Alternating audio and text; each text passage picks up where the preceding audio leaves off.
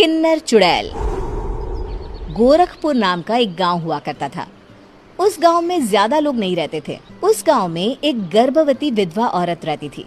उस औरत का नाम कमला था। कमला अपने घर में अकेली रहती थी।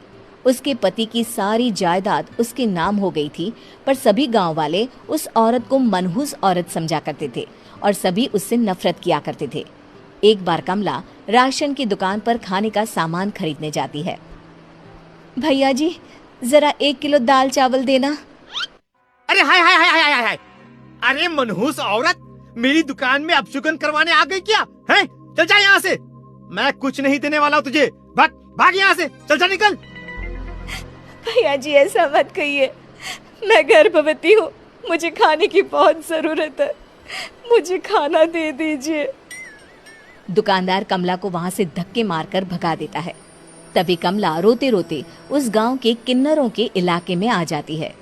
गांव वाले किन्नरों को उसी इलाके में रखा करते थे, क्योंकि वो लोग किन्नरों को पसंद नहीं करते थे और उनके इलाके में रहने से मना करते थे। तो किन्नरों ने उसी गांव में अपना एक इलाका बना लिया था। जब किन्नर लोग देखते हैं कि एक गर्भवती महिला रोते रोते उनके इलाके में आ गई है, तो सारे किन्नर कमला के पास जाकर उसका हाल पूछने लगते हैं। क्या हुआ बहन, तुम्हारी गर्भवती अवस्था में इतनी बुरी हालत कैसे है? तुम रो क्यों रही हो? तुम डरो मत, हम तुम्हें कोई नुकसान नहीं पहुंचाएंगे। तुम शांत होकर सब बताओ कि हुआ क्या है। मैं कमला हूँ। मैं गांव के दूसरे इलाके से आई हूँ। 2 महीने पहले ही मेरे पति की मौत हुई है। मुझे गांव के लोग मनहूस मानते हैं, क्योंकि मैं विधवा हूँ और गर्भवती भी। वहाँ के लोग मुझे खाने के लिए कुछ बेचने के लिए भी तैयार नहीं, जिससे मेरा गुजारा नहीं हो रहा था।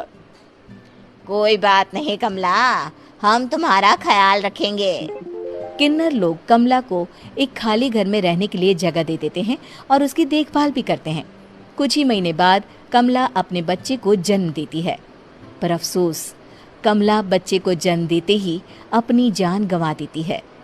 जब सब किन्नर बच्चे को देखते हैं तो बहुत खुश हो जाते हैं, क्योंकि वो बच्चा भी किन्नर ही था। कमला ने एक किन्नर बच्चे को जन्म दिया था। अब इस बच्चे की देखभाल कौन करेगा? हम तो इस बच्चे को गांव के दूसरे इलाके में भी नहीं भेज सकते। और तो क्या हुआ, इस बच्चे की माँ नहीं रही तो हम इसे पालेंगे। अब ये हमारे इलाके में रहेगा, हमारे साथ रहेगा। फिर वो किन्नर उस किन्नर बच्चे को गोद ले लेते हैं, उसका नामकरण कराते हैं। उस किन्नर बच्चे का नाम शक्ति रखा जाता है। देखते ही देखते शक्ति बड़ी होने लगती है। उसके रंग रूप बहुत सुंदर थे। वो बहुत सुंदर किन्नर दिखती है। एक दिन शक्ति एक किन्नर से पूछती है, माँ जी सुनिए ना, ये गांव के दूसरे इलाके में भी तो लोग रहते हैं, तो हम वहाँ क्यों नहीं जाते? हम उनसे अलग क्यों रहते हैं? शक्ति, क्योंकि वो लोग हमारे जैसे नहीं, वो लोग हमें पसंद नहीं करते, इसीलिए हम उनसे अलग रहते हैं। क्यों? वो हमें क्यों पसंद नहीं करते? मुझे एक बार उस इलाके में जाना है। मैं एक बार वहाँ जाकर घूम कर आऊं। शक्ति, खबरदार, जो तू उस इलाके में कभी भी गई तो अपनी जान नहीं गंवाना चाहती तो उस इलाके में कभी कदम भी नहीं रखेगी, समझी? इतना कहकर वो किन्नर वहाँ से चली जाती है। शक्ति उस किन्नर की बात सुनकर बहुत रोती है। माँ जी, ऐसा कैसे कह सकती है? उन्होंने इतनी सी बात के लिए मुझे इतना डांटा। अब तो मैं उस इलाके में जरूर जाऊंगी। फिर एक दिन शक्ति गांव के दूसरे इलाके में चुपके से जाती है। ये लोग तो हमारे जैसे ही इंसान हैं, तो ये हमसे नफरत क्यों करते हैं? जब शक्ति उस इलाके में पहुंचती है तो गांव के सारे आदमी उसके रूप से मोहित हो जाते हैं। वो लोग ये अंदाजा नहीं लगा पाते कि वो किन्नर है। शक्ति की सुंदरता देखकर सारे गांव वाले उसकी तारीफ करने लगते हैं। तभी गांव का चक्कर लगाने गांव के जमींदार का बेटा हर्ष वहां पहुंचता है। हर्ष भी दिखने में बहुत सुंदर होता है। जब हर्ष ने शक्ति को देखा तो वो भी उससे मोहित हो गया, और जब शक्ति की नजर हर्ष पर पड़ी तो वो हर्ष को देखकर मोहित हो गई। आपको पहले कभी इस गांव में देखा नहीं। इस गांव में आप नए हैं क्या? जी नहीं, वो मैं बस। तभी शक्ति बोलते बोलते रुक जाती है और मन में सोचने लगती है, अगर मैंने इनको बता दिया कि मैं दूसरे इलाके से आई हूँ तो वो समझ जाएंगे कि मैं किन्नर हूँ, इसलिए मुझे इनसे झूठ ही बोलना पड़ेगा।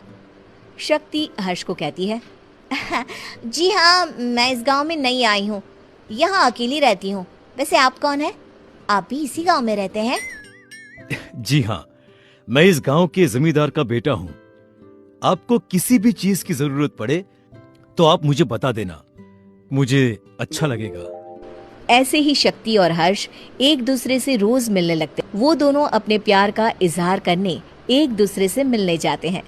तभी शक्ति का पीछा करते करते एक किन्नर वहां आ जाती है। शक्ति, शक्ति, मैं तुमसे बहुत प्यार करता हूँ।